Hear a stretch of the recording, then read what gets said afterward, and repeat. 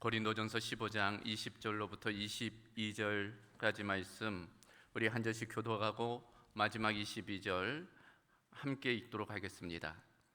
그러나 이제 그리스도께서 죽은 자 가운데서 다시 살아나사 잠자는 자들의 첫 열매가 되셨도다. 사망이 한 사람으로 말미암았으니 죽은 자의 부활도 한 사람으로 말미암았다. 아담 안에서 모든 사람이 죽은 것 같이 그리스도 안에서 모든 사람이 삶을 얻으리라. 아멘. 자, 오늘은 고린도전서 15장 20절로부터 22절 말씀을 통해서 예수 부활, 나의 부활이라는 제목으로 하나님의 말씀 전하도록 하겠습니다. 여러분, 다시 한번 우리 부활절 인사 기쁨으로 하도록 할까요? 예수님 부활하셨습니다. 나도 부활할 것입니다. 네, 예수님의 부활의 능력, 또 우리의 부활의 소망인 줄로 믿습니다. 여러분, 오늘은 부활절이죠. 부활절 한자로 보면 다시 붙자, 살을 활자, 마디절자리예요. 마디절입니다. 그러니까 다시 살아났다, 그런 의미지요. 부활절은 예수님의 부활, 곧 죄와 사망의 권세를 이기시고 승리하신 것을 기념하는 절기입니다. 이와 같은 예수님의 부활은 우리 모든 믿는 이들에게 있어서 기쁨이며 소망이에요. 왜냐하면 예수님의 부활은 우리의 부활을 담보하고 있기 때문입니다. 그런 측면에서 오늘은 부활 관련된 말씀을 함께 나누겠는데, 고린도전서 15장입니다. 이 고린도전서 15장을 가리켜 소위 부활장이라고 불러요. 부활에 관한 다양한 측면을 우리에게 말씀해 주는 것입니다. 그 중에서 오늘 우리가 함께 읽은 본문은 20절로부터 22절이에요.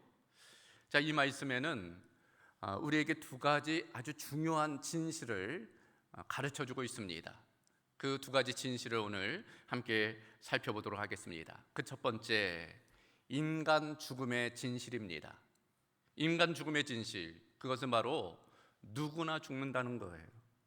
그래요, 우리는 죽음을 외면하거나 무시하거나 혹은 극복하고 싶지만 인간은 누구나 죽는다는 것 인정해야만 합니다. 그리고 때로 우리는 죽음을 외면하며 살 때가 있어요. 나와 무관하다고 생각하며 무시하며 살 때가 있습니다.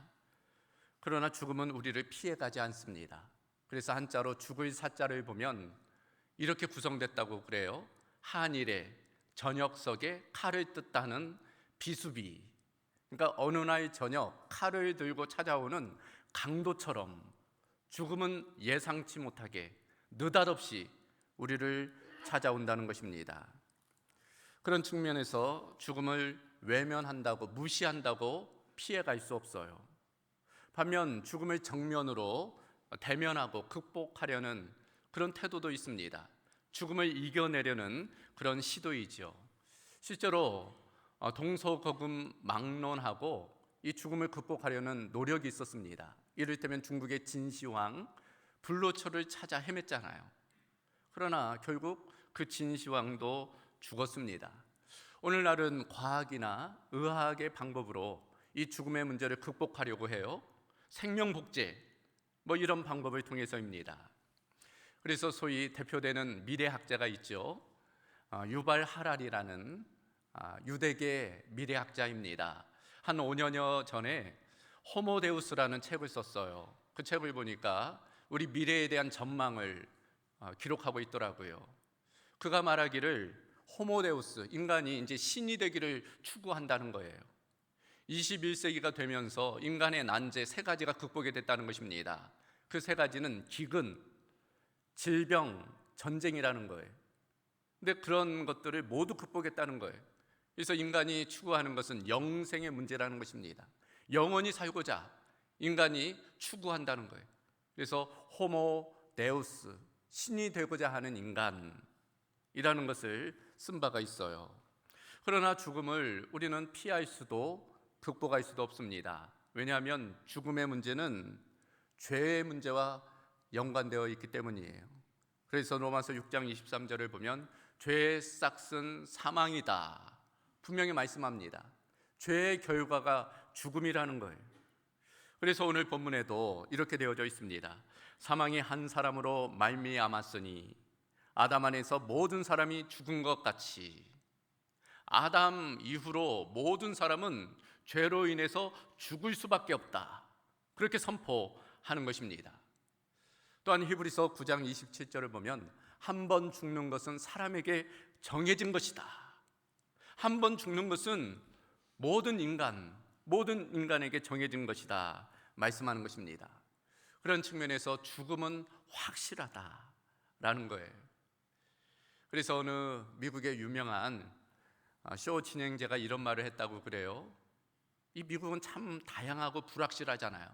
그러나 확실한 것 두 가지가 있다는 것입니다. 미국에서 죽음과 세금 외에 아무것도 확실하지 않다. 그러니까 세금과 죽음만 확실하다는 거예요. 그래요. 우리 탈세 문제들이 있잖아요. 근데 미국은 이 세금에 대해서는 아주 명확합니다. 탈세한다는 것이 쉽지가 않다는 거예요. 정확하게 잡아낸다는 것입니다.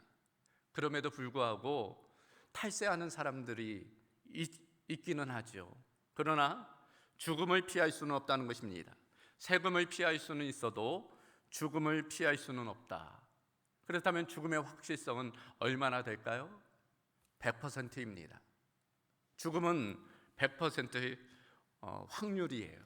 여러분, 소위 암 생존율을 이야기해요. 요새는 의학이 발달하다 보니까 암에 걸려도 50% 확률, 70%, 90% 생존율, 그런 이야기를 합니다. 잘 치료받으면 살아날 수 있어요. 그러나 영원히 살까요? 그러지 않습니다. 얼마 시간이 되면 다 죽는 거예요. 전쟁과 사고도 마찬가지입니다. 전쟁이 있거나 큰 사고가 나면 많은 사람들이 희생돼요. 죽게 됩니다. 그렇다고 죽은 숫자가 늘어난 것일까요? 그렇지 않아요. 결국에는 죽을 사람이 죽는 거예요. 좀 빨리 죽을 뿐이지, 또 늦게 죽을 뿐이지, 그 죽음은 분명한 것입니다. 그러므로 죽음의 확실성은 100%예요. 죽음으로부터 제외될 인간은 없다. 저도 그렇고 여러분도 마찬가지입니다. 죽음의 첫 번째 진실, 누구나 죽는다. 두 번째, 죽음은 절망이다라는 것입니다. 미국의 아주 유명한 코미디언이 그런 유언을 남겼다고 그래요. 평소에 그런 말을 많이 했답니다. 내가 죽으면 내 시신을 해부용으로 기증하라. 그런데 특별히 하버드 대학에 좀 기증해달라. 왜냐하면 우리 부모님이 나보고 하버드대 가기를 원했는데 이렇게라도 이것 아니면 하버드대 갈 수 없으니까 내 시신을 하버드대에 기증해달라. 죽음조차도 코미디의 소재로 사용하는 뼛속까지 코미디언의 그런 유머를 할 수 있어요. 자신의 죽음을 코미디로 승화하는 것입니다. 그러나 여러분, 죽음은 코미디로 할 수 없어요. 코미디의 대상이 될 수 없습니다. 실제로 정작 죽음 앞에서 그가 마지막 남긴 한마디는 역시 죽음은 고통스럽다 였다는 것입니다. 그만큼 죽음은 고통스러운 거예요. 죽음은 슬픈 것입니다. 죽음은 절망일 수 있어요. 아무리 죽음을 미화하고 승화한다고 하지만 죽음은 웃을 수 없는 사건입니다. 냉혹한 현실이에요. 왜냐하면 죽음은 철저한 분리이며 이별이기 때문입니다. 사랑하는 아내를, 사랑하는 자녀를, 사랑하는 부모를 떠나보낼 수밖에 없어요. 함께 할 수 없는 것입니다. 그렇게 사랑할지라도 일단 죽으면 땅에 묻을 수밖에 없어요.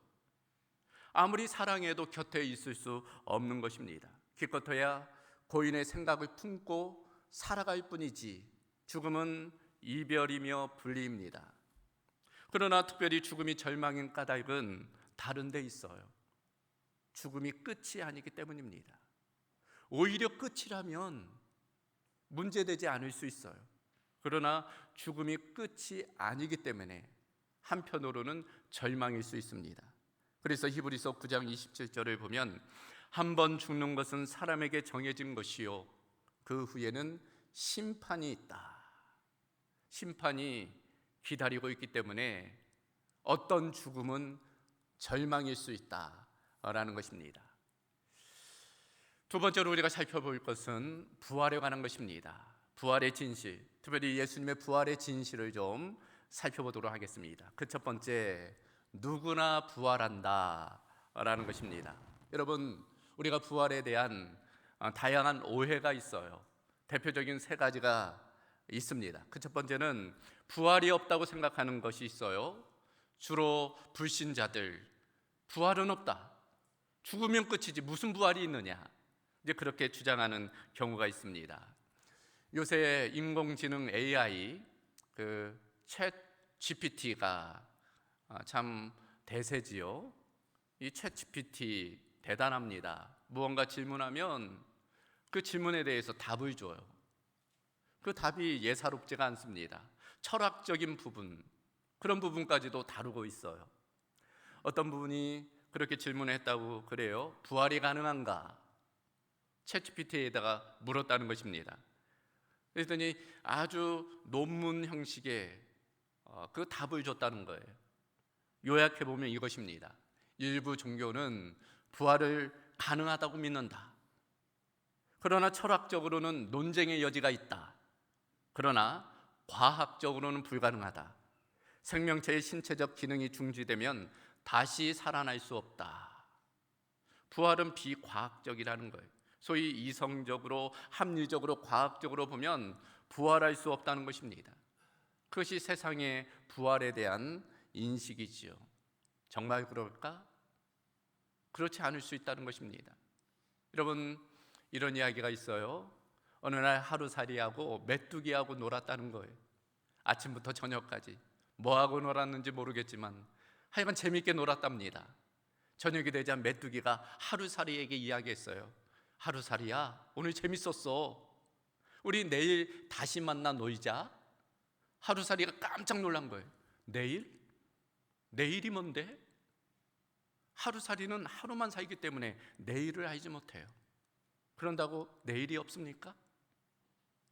이번에는 메뚜기가 개구리하고 놀았다는 거예요. 봄, 여름, 가을까지 낙엽이 떨어지고 쌀쌀해졌어요.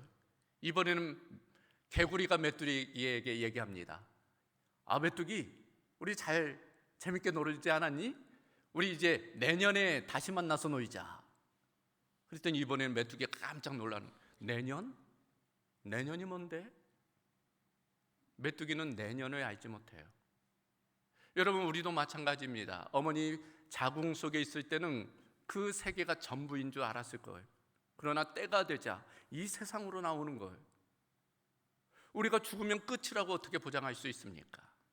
성경은 죽음 이후에 부활이 있다, 우리에게 말씀하고 있는 것입니다. 예수님은 그 부활을 우리에게 보여주셨어요. 예수님이 부활의 증거인 것입니다. 두 번째, 부활에 대한 오해는 부활은 똑같은 몸으로 다시 살아나는 것이라고 생각하는 오해가 있어요. 여러분, 그것은 부활이 아닙니다. 그것은 소생일 뿐이에요. 소생과 부활은 달라요. 성경에도 몇 번의 소생의 이야기가 기록되어져 있습니다. 나사로, 죽은 나사로가 다시 살아나는 이야기, 그리고 야이로의 딸, 나인성 과부의 아들, 죽었다가 다시 예수님을 통해서 살아났어요. 그러나 우리는 알고 있습니다. 그들도 결국 죽었어요. 그것은 부활이 아닙니다. 부활은 다른 차원이에요. 소생과는 달라요. 부활은 영원히 죽지 않은 것입니다. 또한 신령한 몸을 입는 거예요. 이를테면 애벌레가 나비가 되잖아요. 애벌레와 나비는 전혀 다른 존재입니다.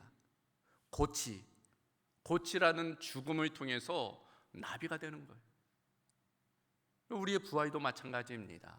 우리는 신령한 몸, 새로운 몸을 입고 다시 태어나는 거예요. 예수님이 그 증거입니다. 예수님이 몸을 가지셨지만 그저 인간의 몸과는 달랐어요. 시간과 공간의 제한을 받지 않으셨습니다.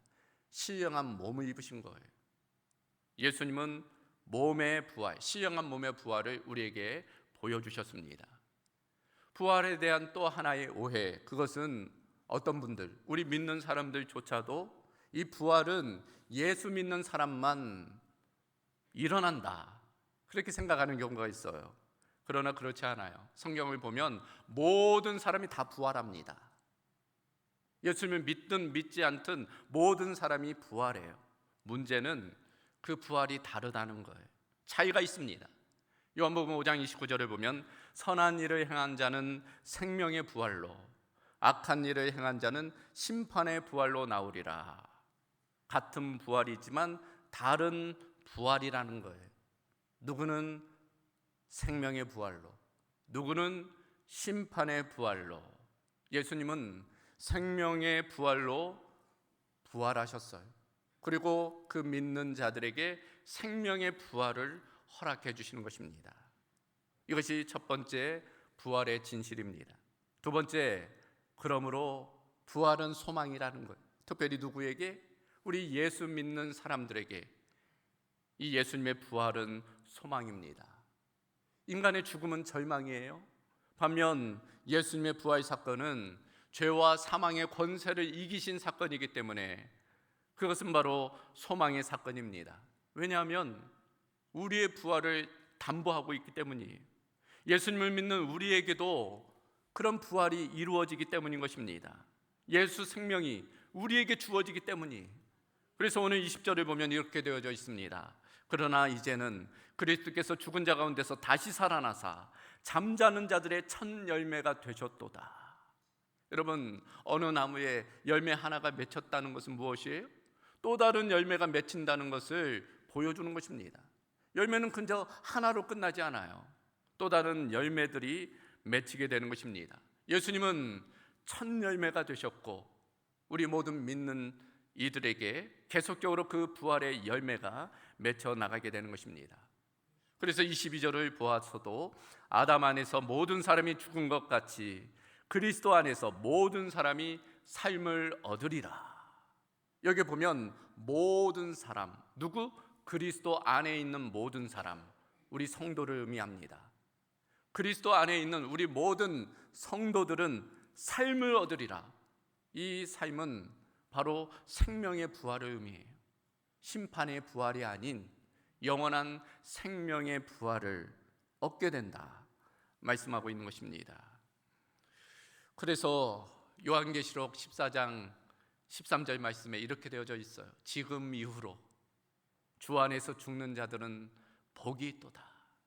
주 안에서, 예수님 안에서 죽는 자들은 영원한 생명이 있으므로, 생명으로 부활함으로 그들은 복 있는 사람이다 말씀하는 것입니다. 우리는 예수님의 생명을 가진 자예요. 예수님을 영접했기 때문입니다. 예수 생명이 우리의 생명입니다. 그래서 예수님의 부활이 우리의 부활, 나의 부활이 되는 것입니다. 그래서 어떤 분은 이렇게 선포했어요. 우리 옛 역사는 십자가와 함께 끝이 났고 우리의 새 역사는 부활과 함께 시작되었다. 십자가로 우리의 모든 저주, 죄가 끊어졌고 이제는 예수님의 부활을 통해서 우리는 그 새로운 부활의 역사에 동참하게 되었다는 것입니다. 그래서 우리 기독교는 부활의 종교예요. 소망의 종교입니다. 어떤 상황 가운데에서도 절망하지 않을 수 있는 까닭, 예수 부활의 능력이 우리 가운데 있기 때문인 것입니다. 그런 측면에서 오늘 예수님의 부활을 우리가 마음껏 축하하며 또 우리도 그 부활에 동참할 수 있을 것을 소망 가운데 기뻐해야 될 줄로 믿습니다. 다시 한번 우리 옆 사람에게 그렇게 선포하십시다. 예수님 부활하셨습니다. 나도 부활할 것입니다. 그런 부활의 능력으로 살아가는 저와 여러분 되기를 주님의 이름으로 소망합니다. 같이 기도하겠습니다. 감사하신 아버지 하나님, 오늘 부활절을 맞아 주의 부활을 기쁨으로 찬양하며 축하하며 또 우리도 부활할 것을 소망 가운데 바라보게 하심을 감사합니다. 예수님의 부활, 그 부활이 우리의 부활, 나의 부활의 능력이 되게 하시며 또 이 땅 가운데 부활 소망으로 살아가는 우리 모든 성도들 되게 하여 주시옵소서. 예수 그리스도의 이름으로 기도하옵나이다. 아멘.